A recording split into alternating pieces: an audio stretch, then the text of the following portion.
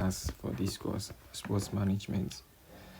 This is module 9, which implies that this is the 9th video that we'll be making for this course. So we only have one more module to go before we round up the course, sports management, and I believe we have been able to address some major and important topics over in the previous modules. And what we are the topic that we'll be looking at in this module is sporting laws and regulation in different countries. We can't compare when we are talking about rules and regulations or laws. We can't compare that of Nigeria to that of Cameroon or that of or to that of France, Germany, and the like. So it all depends. Although we all have different countries have the same aim, which revolves around making organizing a standard sports activities or sports events. But at the other hand, based on different criteria and different backgrounds and the cultures of the country, we might as well have some kind of differences in these rules and regulations or laws in different countries. However, the most important one, which is as the global and general one, is the FIFA rules, the UEFA rules, the FIFA rules and regulation when it comes to sports activities across the world. Although different countries follow these rules, however, they might still have their own kind of rules that is more fitted to their own region and geographical location as a whole. So this is what we'll be looking at mainly, the sporting laws in different laws and regulation in different countries. However, for the sake of this course, we'll be looking at mainly the countries that we'll be looking at they are the sporting laws and the sporting laws and regulation in USA, in Canada, in Australia, in Nigeria, and in UK, then and in the European Union. Mainly, these are the countries that we'll be looking at. We can't cover all the countries, but we believe that these are the countries that we can that are actively one of the most important players in sports. So we pick Nigeria as the one in Africa mainly because that's where we are discussing. We have to talk about Nigeria as well. So let's move on to the contents of the module. We have sporting laws and regulations. We'll be addressing the meaning of sporting laws and regulation. What does sporting laws and regulation means? So after that, we'll move on to sporting laws and regulation in UK. Which is the amateur sports regulation. We're looking at amateur sports regulation, professional sports regulation, and the likes, sports betting and gambling, player safety and thoughts, intellectual property, and other areas. After that, we'll move on to sporting laws and regulation in Canada. Also, under this, we'll be looking at the amateur sports regulation, professional sports regulations, sports betting and gambling, and the likes. These are the main topics that we'll be looking at under these sporting laws in these different countries. And also, moving on, we'll look at sporting laws and regulation in Nigeria. Just like I have mentioned initially, we can talk about sporting laws and regulation in different countries and not make reference to that of Nigeria where we are. So it is very essential. We'll treat and extremely justify the topic sporting law and regulation in Nigeria. After that, we'll move on to sporting laws and regulation in USA, the United States of America, which is one of the major pioneer of sports. And after that, we'll move on to sporting laws and regulation in Australia. And finally, we'll be looking at sporting laws and regulation in the European Union, the EU. So we have the introduction to it that we have sporting laws and ethics. It forms and regulations or ethics. It forms a critical framework that is governing the integrity, the fairness, and the commercial operation of athletic competitions worldwide. This has to do with laws and regulations or ethics that has been issued from critical framework that is mainly governing the integrity, the fairness, and commercial operation of any form of athletic competition in the whole world. So as sports have evolved into a multi-billion-dollar global industry, just like we all know, issues such as athlete contracts, doping. You know what doping is? That is the use of illegal drugs for the benefits of players. So that's doping, match fixing of matches, discrimination, which could be racial, it could be gender and the likes. Governance and human rights have necessitated robust legal and ethical standards. These standards are not uniform, however, as they are shaped by each jurisdiction. That's what we are trying to establish here, that these standards are shaped by different jurisdictions and different geographical territory. the different jurisdiction legal system. It depends on the legal system, the cultural values, historical development of sports, and the influence of international bodies like the Federation International the Football Association, that's the FIFA. So the International Olympic Committee, that's the IOC, and the World Anti-Doping Agency, WADA.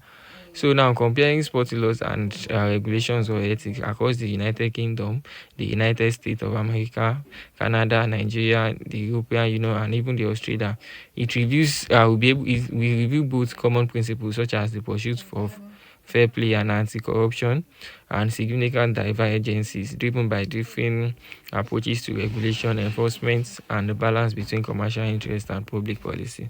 So now this will serve as the introduction for this course, where I believe we have been able to mainly enlighten us and introduce ourselves towards sporting laws and regulations and ethics. Sporting laws, regulations, and ethics implies what it means, what it revolves around, why we need this topic, why sporting laws and regulation is necessary in different countries because of their different because of the different jurisdiction legal system, cultural values, historical development of sports, and even the influence of the international bodies on on sports.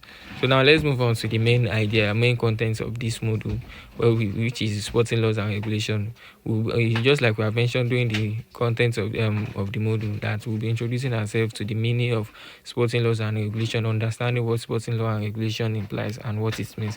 So we are talking about sports law, which is also known as sporting law. It is a multifaceted legal discipline that applies principles from various branches of law, including contract law, tort law, labor and employment law, intellectual property, competition law, administrative law, different principles of law, and different branches of law and the likes, and even human rights law to the unique context of sports. It is just the application of these different laws that is necessary, different branches of laws that is necessary for a proper and fairness sport into the sporting, into the context of into the contextual into the context of sports, let's put it that way. Now, sporting regulation, on the other hand, or by contrast, it refers to the specific rules, specific codes and statutes that is promulgated by national, and international sports federations such as the International Olympic Committee (IOC), Federation International de Football Association (FIFA), the World Anti-Doping Agency. These are the different federations that we are talking internationally. We have the WADA, which is the World Anti-Doping Agency, or the national bodies, which has to do with a particular nation. These the previously mentioned federations are the international one, but we have the national bodies too, which are like the English Football Association, or that's FA, and or the Nigeria Football Federation, the NFF, and they are there to establish standards for competition, eligibility, anti-doping measures, match fixing prevention, and ethical conduct. So these regulations, they often operate as a form of private or lex sportiva, that is sport-specific law with quasi-judicial enforcement mechanisms, most notably through the Court of Arbitration for Sports, which serve as the primary global tribunal for resolving sports-related issue or sports-related dispute as a whole generally. So now let's move on to sporting laws and regulation in different countries. Now we have USA, just like we have mentioned, in UK, and when we are talking about sporting laws in UK, it is not just a standalone body of law, but an interdisciplinary field that applies existing areas like contract. Just like we have mentioned, look at the amateur sports regulations, the professional sports regulation, the sports betting and gambling. That is the Supreme Court in 2018 under the sports betting and gambling. The Supreme Court 20 decision in Murphy NCA validated that federal passport ban allowing states to legalize sports wagering as of early 2026. Approximately 30 to 40 states has been able to. These are different sections under sports regulation or sporting laws that we can actually look at. So let's now address sporting laws and regulation in Canada. This is in Canada. It is an interdisciplinary field that applies areas like contracts law, just like we have mentioned, human rights law and intellectual property law to the sports sector. It mainly involves federal and provincial governments, national sports organizations, that's the NSOs, and private leagues with no single comprehensive sports code. Now let's look at the amateur sports regulation under that. it has to do, when we're talking about amateur, this has to do with the upcoming players and upcoming athletes that are not yet a professional. They are also a sports regulation for them. So we have the National Sports Organization (NSO) that was funded in part by some Sports Canada. It governs individual sports and set rules for participation. This organization govern individual sports and set rules for participation, coaching and competition. The Canadian Olympic Committee, that's COC, and Paralympic Committee oversee Olympic level amateur sports. University outlets for underused sports. The national governing body for inter-university sports. It enforces strict eligibility rules, including the following. So this we have the university, inter-university sports. It falls under this category because they are not yet a professional. They are just aspiring to become a professional. So the eligibility rules include the following. We have one, a maximum of 5 years of competition, must have been playing competition for maximum of 5 years. Then two, that has to do with local competition, you understand. And two, minimum academic enrollment must, for instance, 3 courses per term, must have engaged in the minimum of academic enrollment, and limits on prior professional play. So now we're looking at professional sports regulation and sports betting and gambling in Canada. In Canada's sporting laws and regulation, under sporting laws and regulations in Canada. Now let's take, we have addressed amateur professional sports regulation. Now professional sports regulation, major leagues, under that we have that major leagues with Canadian teams. For instance, the NHL with 7 teams, CFL, MLS teams in Toronto, Vancouver, Montreal, and the likes. They operate through collective bargaining agreements, that's CBAs, negotiated between leagues and players association. This covers salaries, free agency, salary caps, discipline, and working conditions. These professional sports regulation involves, they are mainly in charge of this all this negotiating between leagues and players association, the rules and regulations that needs to be followed when negotiating, which covers the salaries, the agency, the salary cap, discipline, and working condition of different players. Now let's move to sports betting and gambling and sporting laws and regulation in Canada. So single event sport betting was legalized federally in 2021 through Bill C-218, Save and Regulated Sports Betting Act, amending the criminal code to allowing provinces to regulate it. So as of the early of this year, legal sports betting is available nationwide in some form, with online or mobile option widespread. Advertising restrictions are under discussion federally. So the way they advertise is under restriction and under discussion federally, with potential new rules or bans emerging in 2026. So this has to do with this is established. What we are trying to establish here is that playing sports betting and gambling is federally allowed, but the way it is being advertised and no is strictly under restriction, and it is on discussion under the federal law. Now, so let's move on to player safety, safe sports and thoughts, and intellectual property and other areas. So what we are trying to look at is that thoughts laws. Thoughts law governs injuries with players, assuming inherent risk but able to sue for negligence or reckless conduct beyond normal play. So any kind of negligence or anything that has gone beyond normal play can be sued. This is allowed. Concussion awareness and protocols are prominent, especially in hockey and football. A major focus for these rules is safe sports. It is a safe sports initiative addressing maltreatment. This maltreatment could be psychological, it could be physical, sexual abuse, neglect, and the likes. So as of April 1, 2025, the Canadian Centre for Ethics in Sports administers the Canadian Safe Sports Program, handling complaints, investigation, and sanction. This is just like an organization or a sector of the sports law in Canada, trying to monitor the laws and regulations that their people are actually abiding to for safe sports where they are playing safe. Not any kind of attack that has gone beyond the normal will be properly discussed and investigated. So now intellectual property and other areas, we have the other areas could be we have the teams, the athletes and leagues protect. They protect the trademarks, the copyrights and publicity rights, broadcasting rights and sponsorship are significant revenue sources. So this has to do with the rules and regulations that revolves around these copyrights, trademarks, broadcasting and all in these different countries. Now let's move on to sporting laws and regulation in Nigeria. In Nigeria, this represents an evolving interdisciplinary field that draws from contract law, just like we have mentioned, these different laws and intellectual property principles. Now, at the governance level, the federal government oversees sports primarily through the Ministry of Youth and Sports Development. So the person holding the post is the one that oversees anything that has to do with sports in the country, with recent developments indicating a strengthening road for the National Sports Commission (NCS). So amateur sports in Nigeria, on the other hand, focus heavily on talent identification and development, often through a school competition, organizing two different inter-campus competitions at the tertiary level and even the secondary level, or at the secondary level, yes. So often through school competitions, state sports council and national festivals. So sports betting and gaming form one of the most regulated and economically vibrant aspects of Nigerian sports law.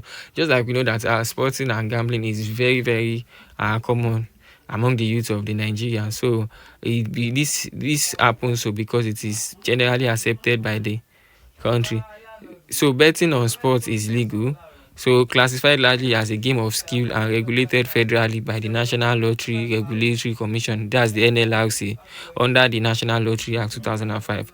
Dispute resolution in Nigerian sports increasingly favors alternative mechanisms over traditional litigation.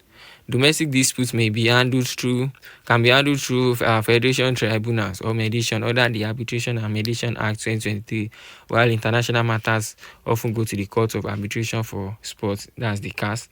Now let's move on to sporting laws and regulation in the USA.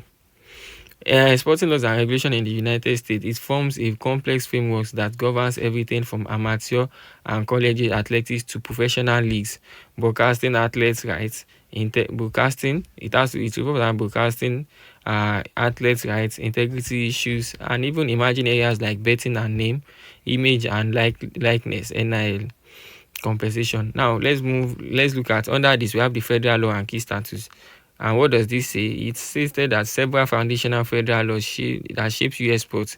The third Stevens Olympic and Amateur Sports Act, originally 1978, with major amendments including the Empowering Olympic, Paralympic and Amateur Athletes Act of 2020. So this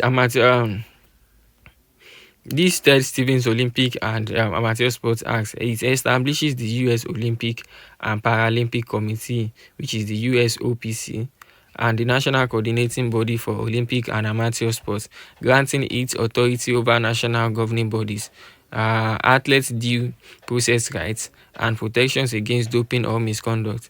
It emphasizes amateurism principles while promoting the safe sports environment. Title IX of the Education Amendment of 1972. It prohibits sex-based discrimination in federally funded education programs, profoundly impacting college athletics by requiring equitable opportunities, scholarship, and resources for women's sports. And now, moving on, we look at the sporting laws and regulation in Australia. In Australia, sporting laws and regulations form a multifaceted framework that actually governs participation. It governs the integrity, it governs the governance of different sport activities, the funding, and even commercial aspects of sports. So unlike centralized system in some countries that we have mentioned, Australian sports law draws from federal legislation, the state territory laws, the common laws principles, which like the contract law taught and even self-regulation by national sporting organizations, which is the NSOs, state bodies and international federation. This is where the Australian sports law drew from. Now, let's look at the federal governance and key legislation under the sporting laws and regulation in Australia now. The Australian Sports Commission Act 1989. It establishes the ASC, which is now encompassing Sports Australia and the Australian Institute of Sport. It establishes this as ASC as the primary federal body that is responsible for developing sports policy, funding high performance programs, community participation, and setting governance standard for NSOs, which are the Australian Sports Commission Act 1989. So the ASC now they provide funding and oversight, requiring NSOs to adopt policy on integrity, governance, and inclusion. The Sports Integrity Australia Act 2020 created SIA, that's Sports Integrity, as an independent statutory agency that merged functions of the former Australian Sports Anti-Doping Authority and the National Integrity of Sports Unit. SIA implements the World Anti-Doping Code nationally, and handles investigations, education, and broader integrity threats. So now let's move on to the sporting laws and regulations in European Union, the EU. In EU, the sporting laws and regulations, they are shaped by a unique blend of EU law, national legislation, and the self-regulatory autonomy of sporting bodies, with sports recognized as having both societal and economic dimensions. Now, the foundational framework stems from the 2007 white paper on sports, which outlined the specificity of sports and led to the inclusion of sports in Article 165 of the Treaty on the Functioning of the European Union, TFEU. That's the Treaty on the Functioning of the European Union. Following the 2009 Lisbon Treaty, this article grants the European supporting competence to promote sports educational, health, social, and integrity aspects, while also respecting the autonomy of sporting organizations. The European Union applies general principles of EU law, particularly competition law, Article 101 and 102 of TFEU. Free movement, which comes under the Articles 49 to 49, 56 of TFEU, and fundamental rights to sports activities with economic elements. Now we have landmark rulings such as the 2023 European Super League company decisions.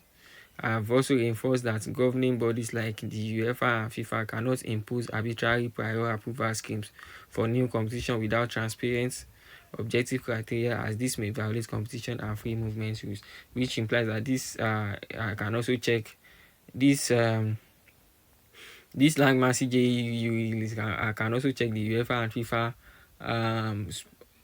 sporting and rules and regulations. In conclusion, this is to tell us that this module, in summary, this module has been able to examine sporting laws and regulation in the United Kingdom, the United States, Canada, Nigeria, and the wider European Union, and has been able to demonstrate a common dedication to fundamental values, including fairness, integrity, athletes' well-being, and anti-corruption measures, while also exposing significant variations that is shaped by each region's distinct legal heritage, economic objective, and cultural influences.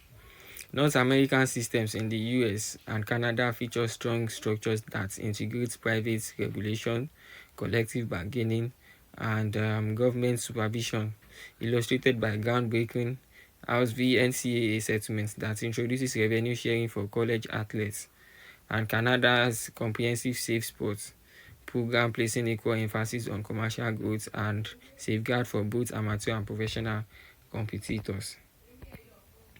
So now that was that about this module, this sporting law and regulation in different countries. I believe we have been able to address mainly 5 major countries, which happens to be one of the major players in of sports. When we are talking about sports events in the world, these are one of the important countries that contribute to the growth of sport. So now we pick Nigeria as one from Africa, since we have to address that of Nigeria, and we have been able to establish that in Nigeria it is most sport activities and sporting laws and regulation is mostly viewed and underviewed by the Ministry of Youth, Sport and all. Thank you. That will be the end for this module. We'll be moving on to the last module, which is module 10, which happens to be the last module to round up this course.